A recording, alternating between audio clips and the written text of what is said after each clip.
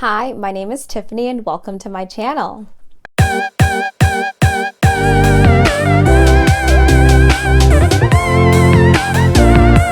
fifth Democratic debates just happened in Atlanta, Georgia at the Tyler Perry Studios, and it was hosted by The Washington Post and MSNBC. Now, if you saw this past weekend, MSNBC snubbed Andrew Yang for the umpteenth time. So coming into this debate, I really wasn't expecting too much for them. Now, that being said, I was not prepared for the absolute biased and just blatant disrespect to Andrew Yang during this debate. It took them 32 minutes before they even asked him a single question. And in a 2-hour debate, they only asked him 4 questions. He got the least amount of speaking time and the least amount of questions in the entire debate. It's crazy because there are people who are literally polling lower than him that might not even get to the December debates, and they got more speaking time and more questions, which just made absolutely no sense. And the first question that they asked him was such a terrible question. I mean, they were all terrible questions, but it was terrible because they really were questioning like his qualifications. And they asked him what he would do in an event of a terrorist attack or a climate disaster. And I think that was terrible because those are really questions that you only know what to do when you're in the moment, because every situation is different. But Andrew Yang, being Andrew Yang, knocked each and every question out of the park. I think he did amazing in all 4 questions. But the first question I think was so great because before he even answered it, he took a moment to really give props to Tom Steyer, because the moderators tried to like kind of throw shade at Tom Steyer for being a billionaire.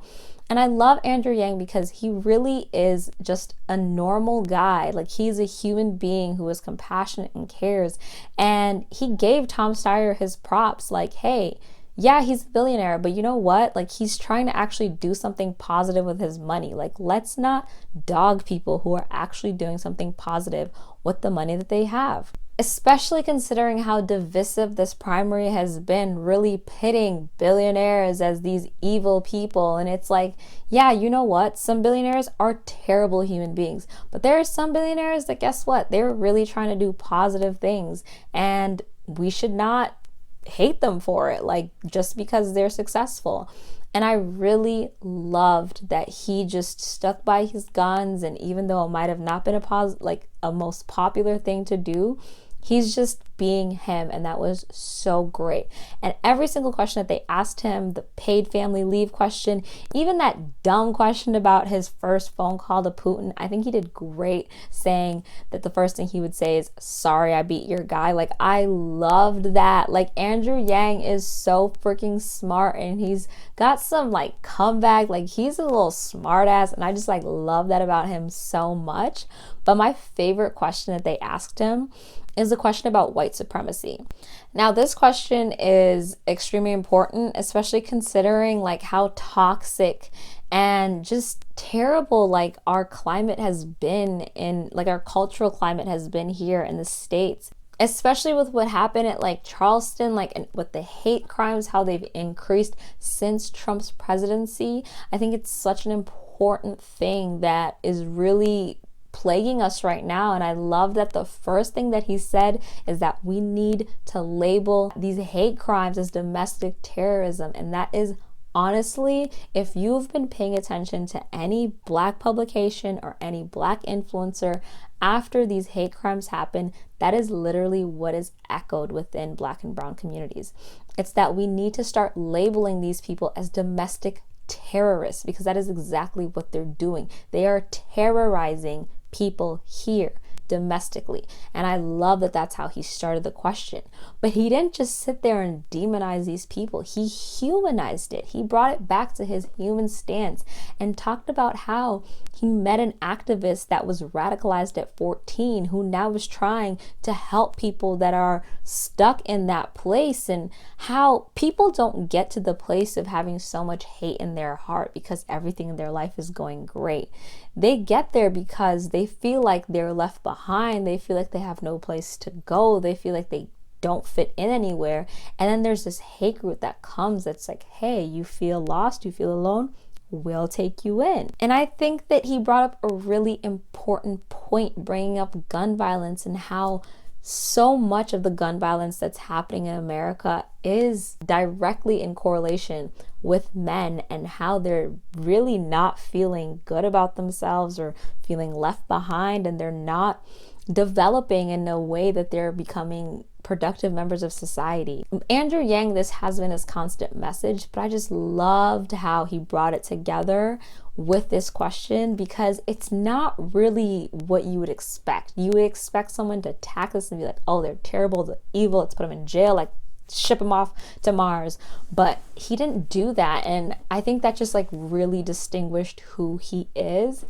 And for the closing statements, he hands down had the best closing statement. There was nobody else that had a better closing statement than him, because it really connected. He just has this great way of connecting with people on like a human to human basis, even over TV. I love watching the debates with my family because they're like not Yang Gang. They just kind of pay attention, but they're just kind of like, in the background, not really picking, just kind of looking from a distance, but they know how passionate I am about Andrew Yang. And I love watching the debates with them because it lets me see from an outsider's perspective how they view Andrew Yang. And when you're in the Yang Gang, you can kind of get caught up in the echo of our own voices, that it's hard for us to take a step away from the Yang Gang and see how someone who doesn't know that much about Andrew Yang, or maybe knows just the bare minimum about him, feels and thinks about him. And after this debate, I was so hyped and I was so proud of the job that he did with the little amount of time that he had and the little amount of attention that they gave him and the terrible questions that they gave him. They gave him lemons and he made chocolate cake and left everyone wondering what the he did. Do you know what I mean? Like, that is Andrew Yang. I just think that that is such a great reflection of who he is. And when he went on Twitter after the debates, Let Yang Speak was trending. And it was so amazing because there were all these verified accounts that were quoting him, that were hashtagging Let Yang Speak. And there were people from different basically candidate supporter groups that were realizing like, wow, they are really trying to shut this man down. And I just think it was such a great kumbaya moment where we brought in a bunch of different people who maybe were curious about Andrew Yang, or people who maybe were not even open to him, who just did not like how blatantly the MSNBC was basically trying to like shut him down.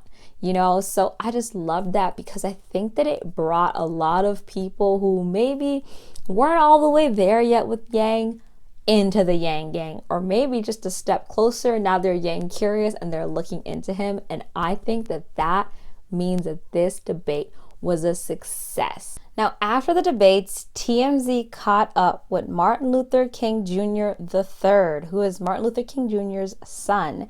And he actually said that one of the candidates he's interested in is Andrew Yang. So your father was so inspirational, and with his message and everything that he was trying to accomplish, do you see anybody on that stage who stands out to you in that light? Well, quite frankly, I see a number of candidates. I don't think there's necessarily one that I'm very interested in. At some point, we soon have to decide who that one is going to be. I was interested to see some of the things that Andrew Yang stated. Now, I think this is a real positive because it lets you know that Andrew Yang's message actually landed. Even though he didn't get the most speaking time, this time that he did get, it actually was substantive, and it makes people interested in who he is and makes you want to look more into it.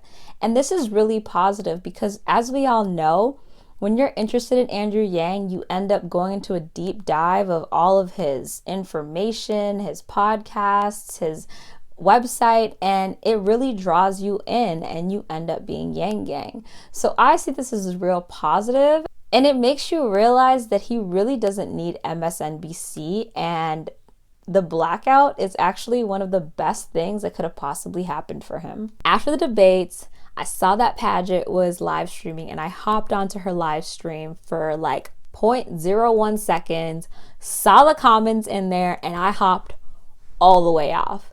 And I have to say that a lot of people in her comments in the live stream were talking about how Andrew Yang wasn't aggressive and how they were disappointed in him.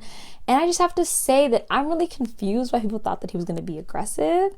If you watched his interview that he did at the Breakfast Club, he blatantly said that he was going to be everyone's friend until things started to dwindle down. You know, he wasn't trying to attack anyone. He just wanted to focus on his issues and really just try to break out. And I really, like, when I heard him say that, it made me realize, like, okay, the last debate, he interjected a lot more, but he really wasn't attacking anyone. He was just kind of like being substantive. And it made me think that he was even going to take a step back from that and stick to being solely substantive. So exactly how Andrew Yang performed is really how I expected him to perform. I mean, I expected him to talk more, but I think his performance was exactly what I expected, but even better, because he killed with the terrible questions that he had. And I just think that sometimes in the Yang Gang, when you think something, you need to realize that Andrew Yang knows exactly what he's doing. I mean, he's been running for president since 2017, before we even knew about him. And guess what? We found out about him because he knew what he was doing. If you remember, after the second debates, when he announced his giveaway, we were like, oh my gosh, why would he do that? This is terrible. And guess what? It ended up being one of the best moves for the campaign. So the next time that any of you guys feel like, oh, why is he doing this? Take a step back and realize, like, Andrew Yang is smart and he is 10 steps ahead of all of us. So if he's doing something, there's a purpose, there's a reason to it, and we just need to trust him. You need to have trust in him, because if you truly believe that he should be president, then we need to put trust in him. We need to put our faith in him and just let him be, let him do his thing, because him, the team, they know what we're doing. Us as the Yang Gang, we're supposed to supplement and lift him, because MSNBC, like these news outlets, they're not going to talk about Andrew Yang. They're not going to talk about how great he did, except Crystalisa did say that Andrew Yang was one of the winners of the night. And I forgot his name, but this other guy graded Andrew Yang and gave him an A for his debate performance. So there are some people that are taking notice. I think that as the Yang Gang, all we need to do is really just bring his message forward, and we need to make people more aware of him. Like, that is our job. Our job is not to give him campaign strategy and tell him, like, okay, you need to do this. Oh no, that's not working. They know what they're doing. Okay, we just need to supplement what they're doing. And that's why it's so important, especially after the successful debate and all of the momentum and attention that's been happening on Twitter. We need to make sure that we are doing our part for the campaign so that we can push his message forward. So we need to make sure that we are donating.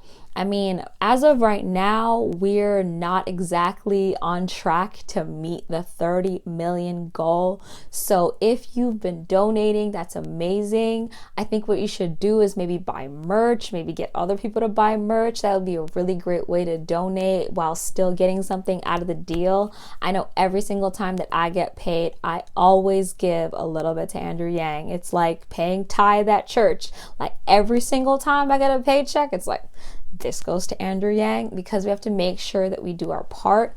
I mean, it doesn't have to be a lot, but we should always try to donate, because we really, really need to, like, hit it out of the park in Q4. As you can see, they are really trying to ignore Andrew Yang, so we need to make sure that he cannot be ignored. Now, if you are tapped out or you're donating as much as you can, I think a thing that we all need to do, and I mean every single person that is watching this video, you need to phone bank. Phone bank, phone bank, phone bank. I mean, I see that we've been phone banking a lot more. There's been a lot more people phone banking, but there's not nearly enough people. We need to be phone banking so much more, text banking so much more, especially in the early states. So if you're donating and you think that that is enough, it's not enough. We need to do more. Yes, money is awesome, but attention is really what we need. The money helps with the attention, but phone banking, text banking, that is key. And we need to make sure that we can do that. And especially if you're not able to canvas or volunteer, phone banking is crucial. Like, you need to just make it a mission. If you truly believe that Andrew Yang is supposed to be president, then this is what we need to do. You cannot think that someone else is going to do it. You have to do it. You personally have to do it. Do not rely on somebody else doing it. Do not think like, oh, that'll happen. No, you need to make it happen. We need to do every single thing that we can to raise the awareness of Andrew Yang to everyone. Yes, Yang the people in your life, but please, phone bank, text bank, canvas, volunteer, please, please, please, please. And if you are doing all of these things and you are available, Yang Week, guys, please sign up for Yang Week. Even if you can't be there for the entire week, sign up just for a portion of the week. I know myself personally, I'm only able to go to Iowa over the weekend. I'm not available during the week. I'm usually, unfortunately, wrapped up during the week and I'm not able to like leave. But I want to go to Iowa Friday, Saturday, Sunday during Yang Week. I want to try to go other weekends as well, since I am in Minnesota and I'm close to Iowa, but I really just have to figure out the logistics of that. But that is my mission, is I want to start trying to go and canvas in Iowa. But again, if you are not able to do this, please phone bank. It is essential. It is critical. We need to do this. It's like, literally, it's make it or break it for us. Donating, canvassing, volunteering, phone banking, Yang Week. This is the critical moment right now. We need to determine whether or not we actually are willing to make that push, because we have to work twice as hard as everyone else to get just as far as they are. And that is just the matter of fact of what it is. So guys, I implore you, I'm going to do my best. I mean, obviously start with yourself, but I implore you, please do your part. Don't just sit on YouTube or Twitter and think that's enough. No, you need to do more. We need to do more. So I implore you, try, because it is our future at risk. We need to fight for our future. It is not a game. This is not a drill. We need to fight the good fight, and that is the only way that we have a chance to win. So guys, if you have any comments or suggestions as to how we can make Andrew Yang's message more visible and bring his name more recognition, please leave it in the comments below. I make sure to read every single comment. If you like this video, make sure you give it a thumbs up. And if you want to see the next time I post, make sure you hit that subscribe button and the bell button so you can be notified the next time that I post. Guys, we can do this together. Keep up the good fight. You guys have a great rest of your day. Peace.